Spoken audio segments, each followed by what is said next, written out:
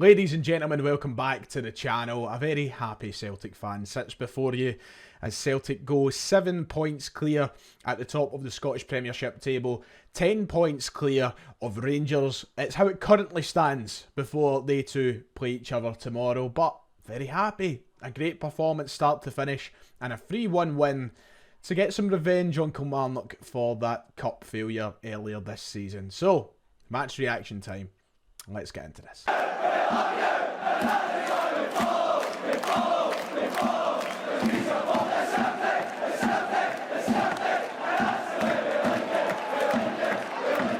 Like and subscribe if you haven't already, it would be much appreciated. We're on the road to 50,000 subscribers, so any support would be fantastic. Go down below, absolutely free, and somehow we'll get away through the international break. Talking about international break, it's a nice way for Celtic to move into it. We don't know how it will stand tomorrow in the league table. Depends what happens with St Mirren and Rangers, of course, but we're in a very healthy position moving into this stage of the season.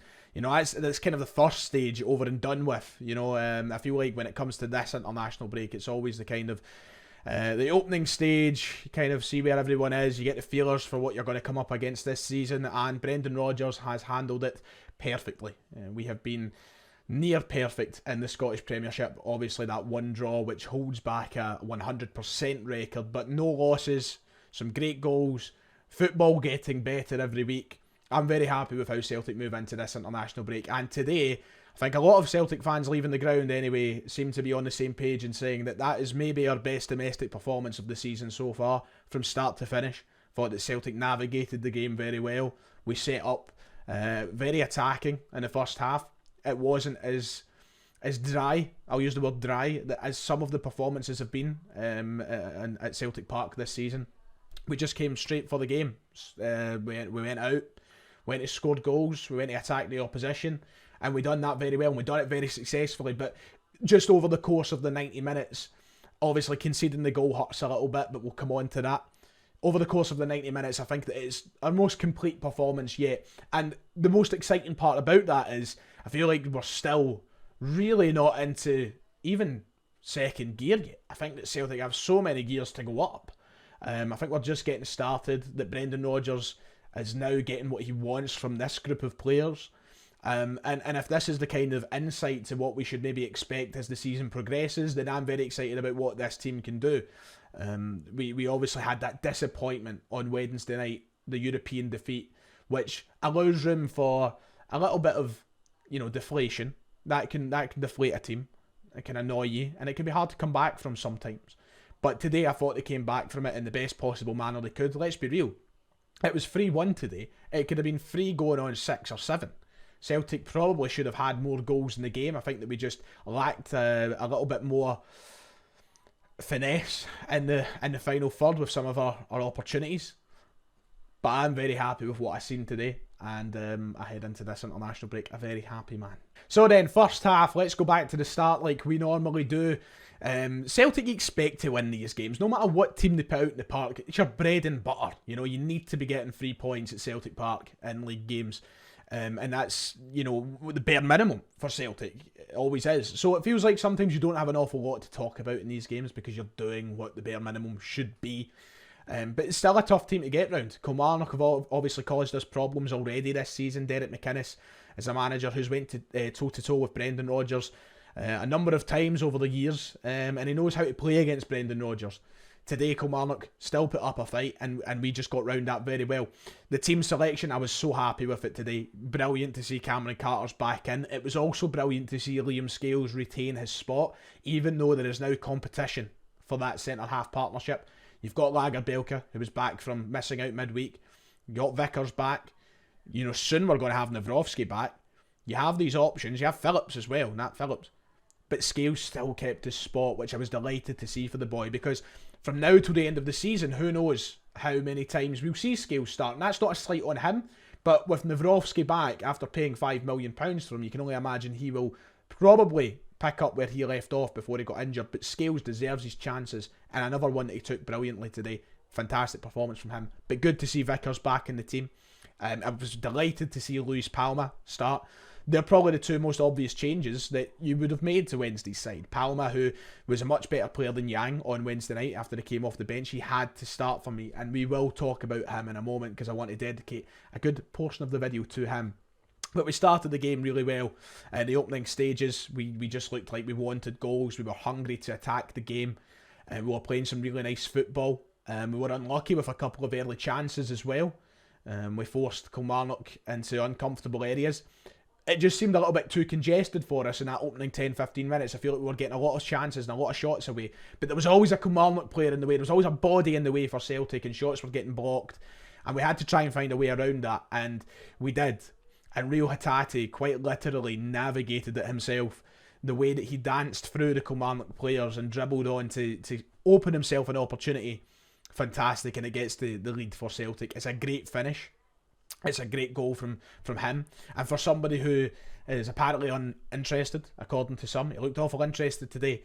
And I'm hoping that now that he's got this kind of couple of weeks to rest and get back to full fitness, that today's performance is the real beginning of his season, because it's been so stop.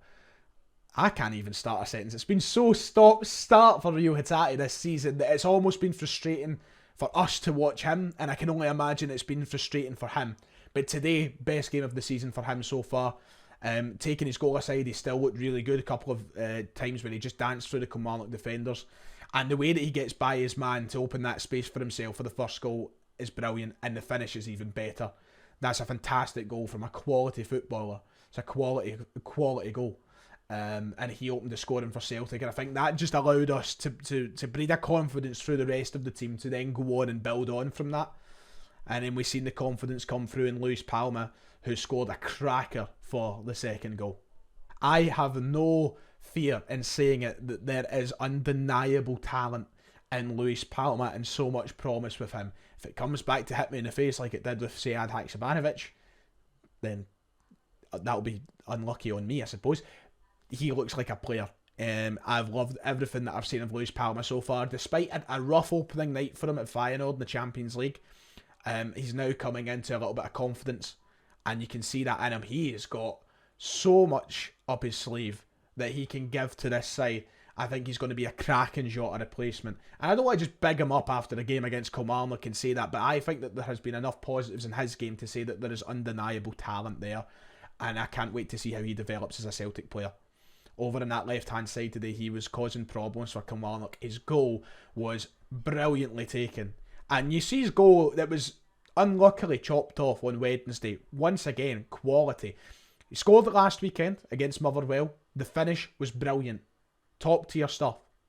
The goal against Lazio, which was chopped off, was still quality stuff. Tough goal to score.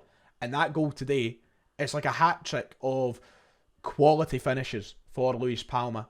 And I really like what I'm seeing at the boy. I think he's going to be brilliant for us. And yeah, I'm glad that he started the game today. I think he was due a start. I think he should have started the game on Wednesday.